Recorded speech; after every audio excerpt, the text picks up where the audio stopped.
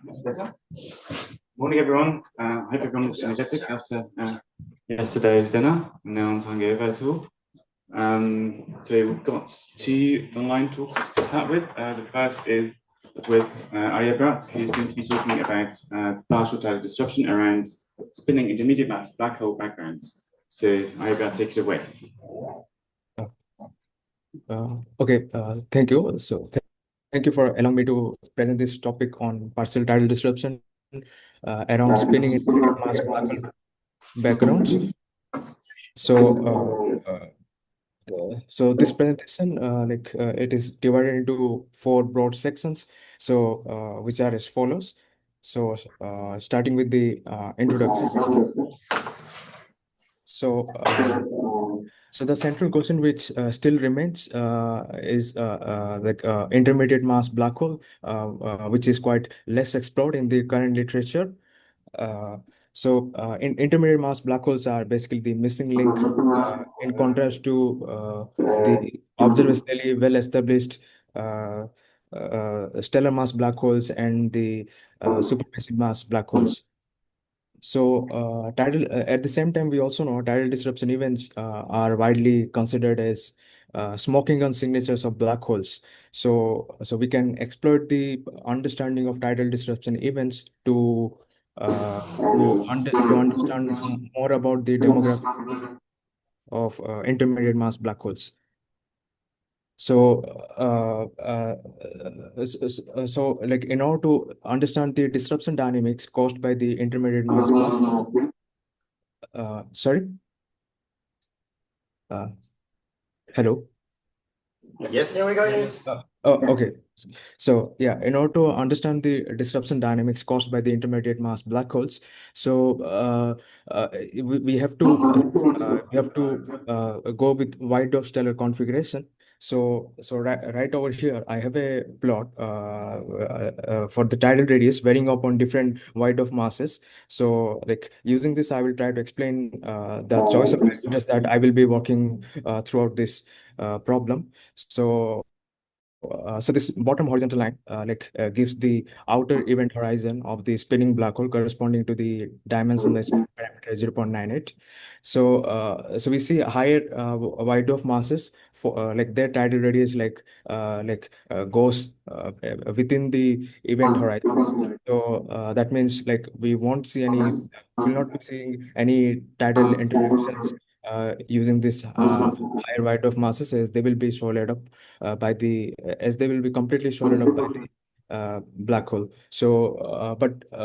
We have another reason between these two horizontal lines. Uh, so so between these two horizontal lines, where we see that we will have highly relativistic tidal interactions. So that is mostly the higher intermediate mass black holes, and uh, and also we have a reason right above this brown horizontal line.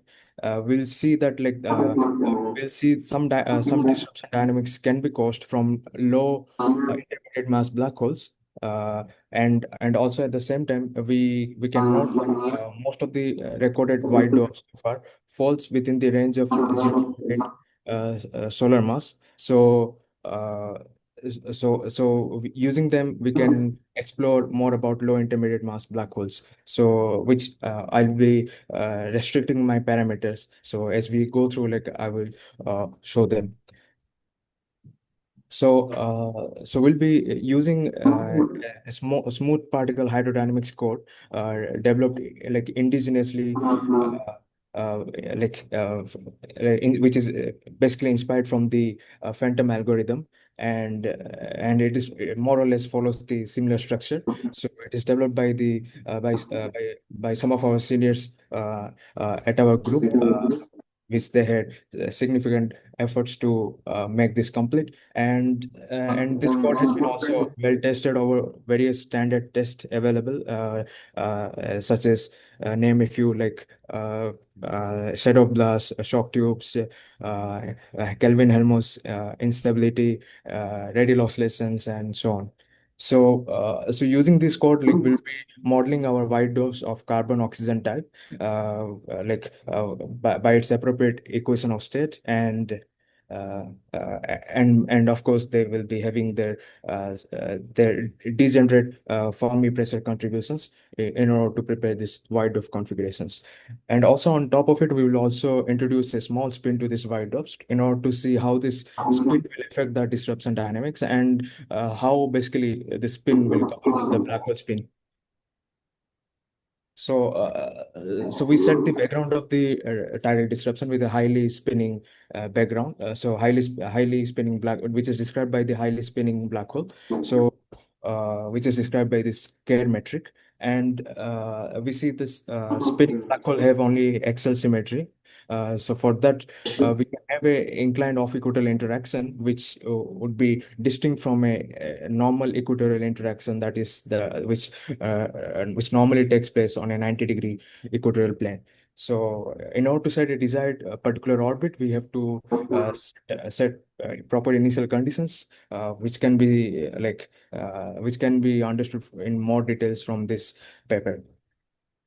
So the parameters like which I started with initially. In order to see this white dwarf intermediate mass black hole interactions, we'll explore this low intermediate mass black hole with whose mass is basically 10 power 4 solar mass, and 0.5 solar mass white dwarf, whose radius is this. And the spin of the black hole is described by this dimensionless spin parameter. So we'll be considering high spin, which is 0.98, both for prograde and retrograde cases. And also for the information, like even the intermediate mass black hole, which is recorded, so that also had spin quite high, quite more than 0.97. So the spinning black hole natures do highly spinning black hole natures do exist. So and the off-equatorial interaction that we'll consider here will be theta equal to 1 degree plane, and of course we will also see equatorial orbit 90 degree on the 90-degree plane. And the spin of the white dwarf will be characterized by a dimensionless parameter, which is the ratio of angular frequency of the white dwarf and its breakup frequency. So the breakup frequency explains or describes the maximum frequency, which maintains the stability of the white dwarf configuration without breaking it apart. So again, we will also consider both prograde and retrograde situation for the white dwarf spin. So first we can start by looking into the core mass fraction. So here we see this is the after the interaction with the intermediate mass black hole, the white dwarf undergoes partial disruption, where we see a lot of mass disrupts. More mass is, or it is heavily disrupted for the case when it is on equatorial plane with a negative black hole spin, but it is disrupted very least for the case when it is positive spin on the same equatorial orbit. And all the off equatorial orbit results will lie, or basically they are intermediate of these two extremal cases. So here we have 1 degree plane for both positive and negative black hole spin. We have almost the similar outcome, or exactly the same. And correspondingly, we can correlate with its kick velocity, which is given as the gain in velocity after the mass is ejected out of the white dwarf at the point of disruption. So the self-gravitating core gains a very high kick velocity. So again, as we saw here, that more mass is disrupted for the retrograde case on the equatorial orbit. So for that particular case, we see there is a significant and the least it is for the program. Again, we see the 1 degree results are now if we introduce a wider spin right in this picture, so the game changes here. So we see that right over here, this 1 degree degenerate result, which was earlier there in the absence of White Dwarf spin. Now we see that that degeneracy is split apart. So and this also precisely happens upon particular choice of this White Dwarf spin. So we need to make sure that this White Dwarf spin like remains opposite to the black hole spin. And for that case, we see here two distinct outcomes for the 1 degree of equatorial interaction. And same we can comment for the kick velocity event right here. We see distinct outcomes for the 1 degree of equatorial interaction. So and the same we can conclude for of some other observable like fallback rate. Although the differences are quite less, but still the similar pattern is observed here.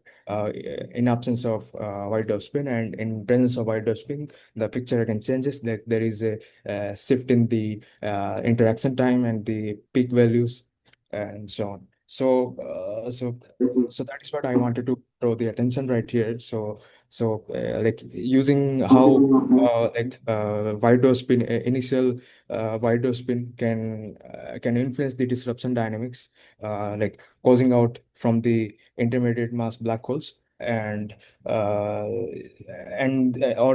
basically we can also try to see this, like why exactly this happens using some test particle analysis. So right over here in the rightmost part, so we are looking at acceleration varying upon its radial distance for the test particle, going in all of these four cases which I was presenting so far. So we see that more the acceleration is felt for the case where we have the retrograde motion for the equatorial orbit and the least for the prograde motion on the equatorial orbit. So using that we can also comment that they would be also correspond to high tidal acceleration for this case for this red line and low tidal acceleration for this blue one, and so on. They can like we see there is a lot of massive frame dragging in the retrograde case, where the 1 degree remains intermediate these two outcomes. So and also like using some Fermi normal coordinate or Fermi normal analysis also we can explain this behavior, where we use the tidal density and its eigenvalues basically explains the stretching of the stretching or deformation of this white dwarfs. So yeah, so that is what. So yeah, so yeah, thank you. So these are some references, and that's it.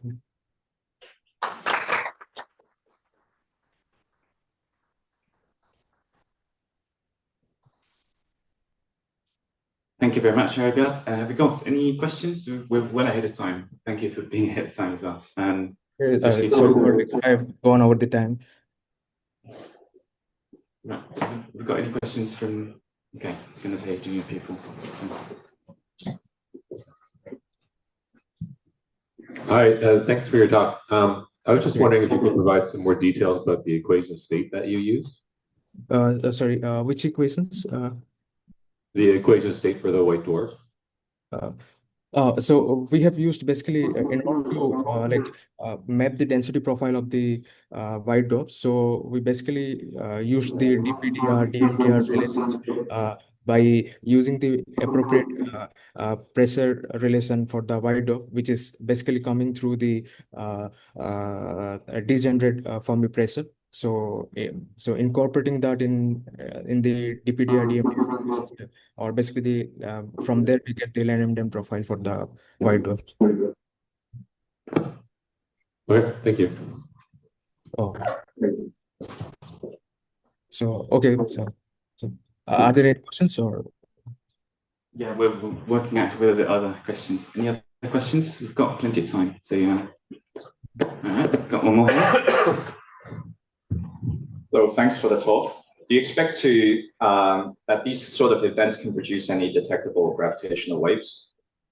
Yeah, like so for gravitational waves, like we have also seen in this problem that but the problem, I mean, the issue was the regime that we were working out this thing. So the gravitational wave amplitudes were not properly pronounced. So we wish that like this would be more significant if we go more closer to the black hole. So which we are also planning to do it in the future. Okay, thank you. Okay. Okay. Thank you. Thank you so much.